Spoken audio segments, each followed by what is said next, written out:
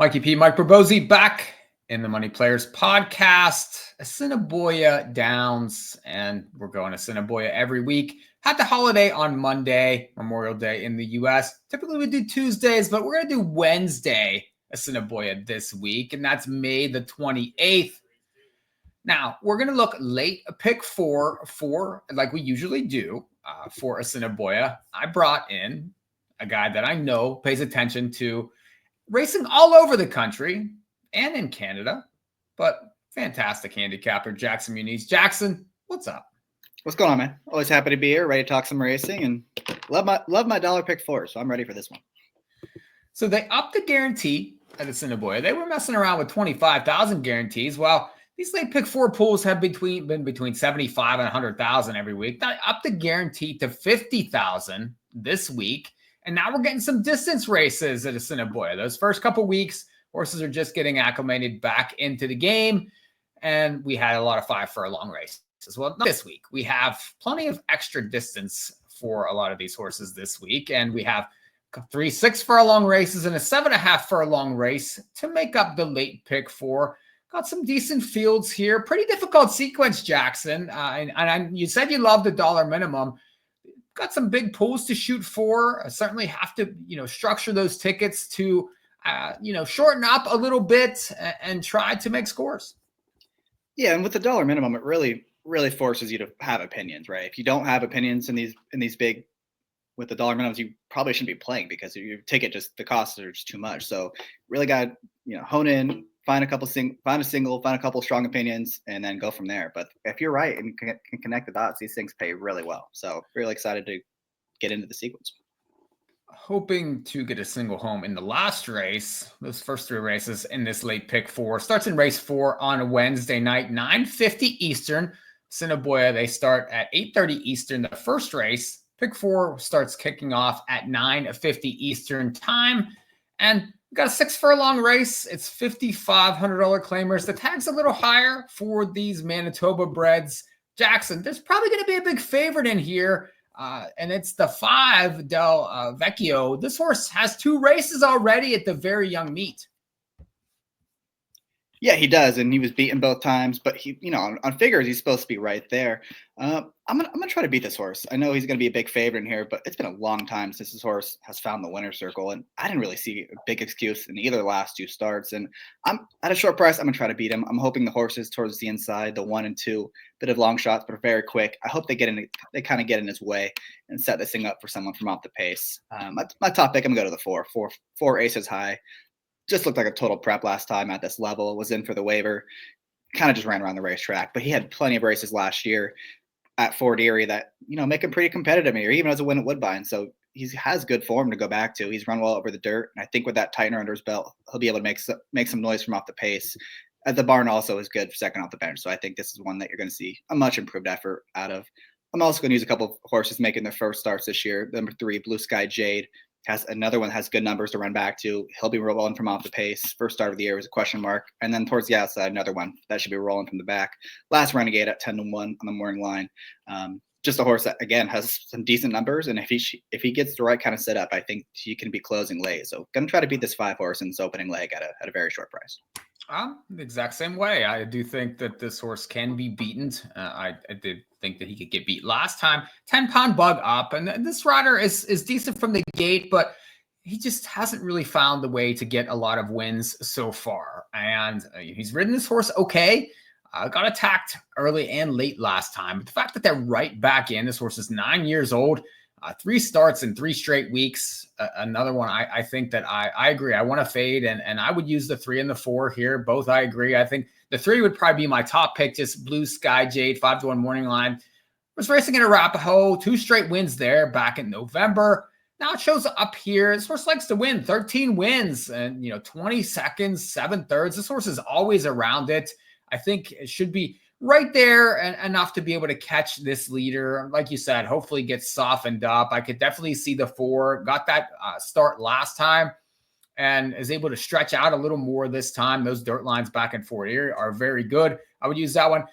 No 7 for me, but a little 6. Charming Charlie, 4-1 morning line. Another one that got a prep last time. Showed up from Fawner, was claimed there 2 back, and this trainer Kaplan is 5 for 12 so far to start the meet. 42%. A lot of them are shippers coming in that have more recency than most of these. I do think that this horse stretch out and distance should suit. If you look back, those Fawner races are 2-turn races, and this is a little bit of a longer race. So I do think there'd be plenty of speed. 3, 4, 6 for me to kick off that dollar pick for on Wednesday at Assiniboia.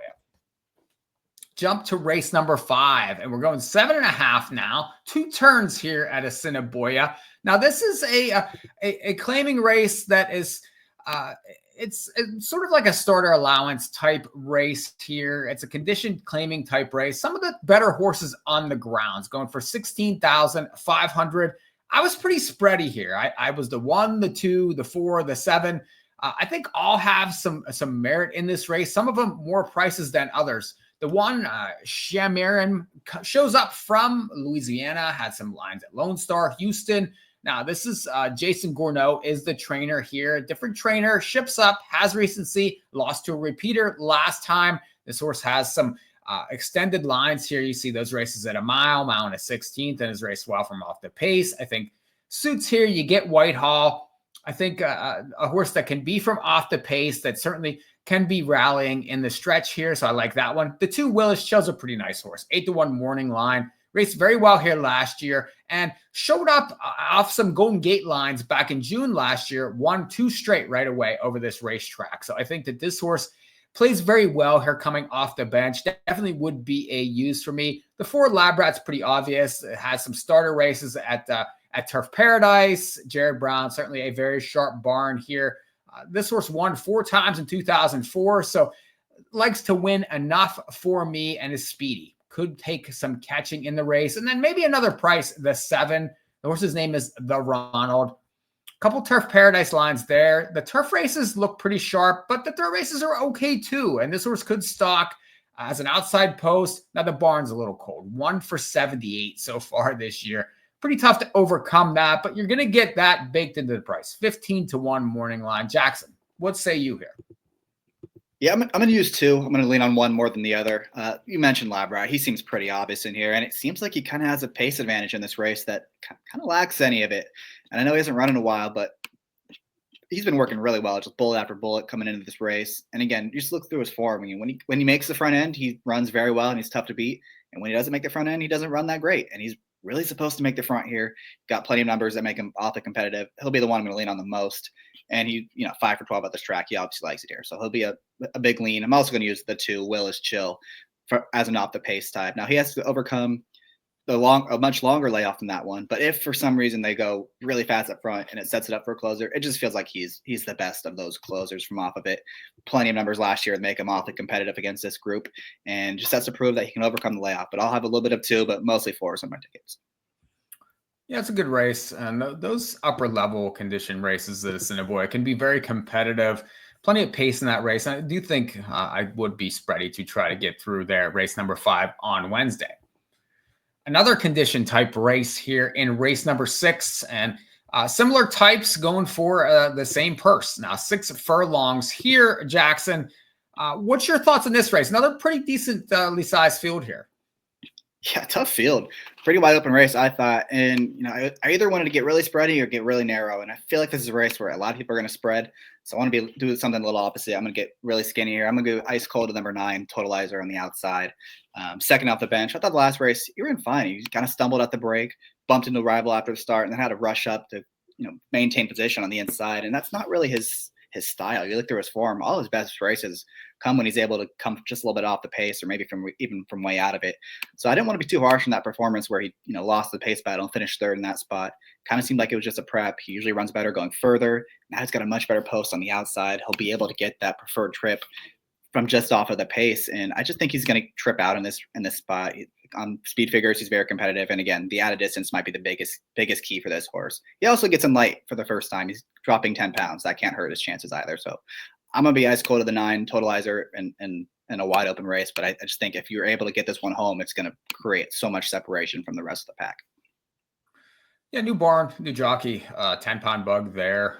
This horse likes to fight for it for sure. And, he won 3 out of 6 last year. So you can't really fault that. The fact that they went in and claimed this one for that price says a lot, I do think. I did not use him, though, for some of those factors. I used a couple different ones here. The 3 Curly East is a horse that really likes this place. Won 5 times here last year. A couple races at Turf Paradise, 2 races over this racetrack last year at this upper level. And this horse can stalk, can come from off the pace. I do think that this one plays pretty well off the bench with the extended distance. That 6 furlongs will suit him very well. I do think that one will play well from a little bit off the pace because some others are going to go here. The 4 Friesem probably goes. I would think your 9's probably going to go in this race. There's some other speed in here. So the 2 No Show No Calls, another one that likes to be up close. That's a Manitoba bred that raced very well here at this racetrack last year. So plenty of speed. I want some off the pace types. I like the 3, the 7 Pinky Ring Bling's the obvious one. Shows up from Houston.